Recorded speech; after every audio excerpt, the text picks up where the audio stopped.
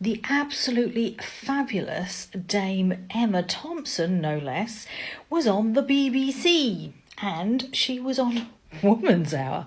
My God, I have never listened to Woman's Hour in my life, but in the interest of hearing from a woman who has first-hand knowledge of the Hollywood system and the Me Too movement, I had to go and listen. Here's what she had to say about the trial and the Me Too movement. Well, I've got you, Emma, if I may.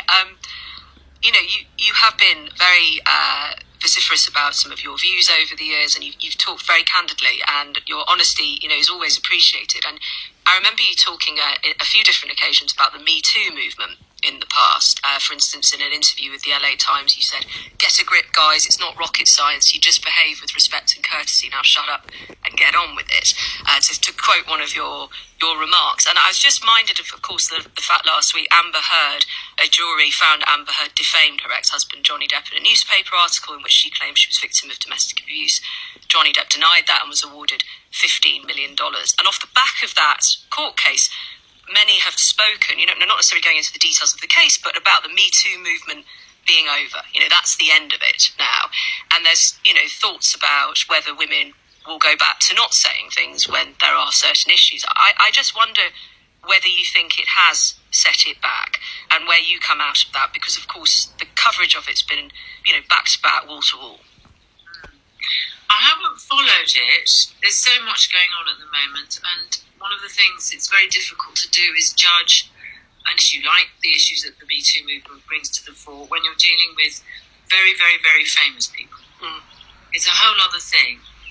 So actually, one of the great issues to do with that case is fame, and how people who are famous are treated differently and viewed differently. I would say that the Me Too movement is not going to be derailed by that, but in order for it not to be derailed, we just have to keep on talking.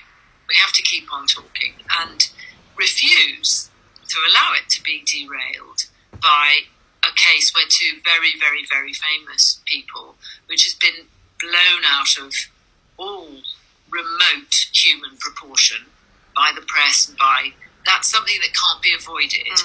But, a case where the two protagonists are that famous is not representative. And it's just very important to remember that this movement, which is just about human kindness, and it's just so simple, really, and has been made so complicated, cannot and will not be derailed by one case. And that's not going to happen, actually.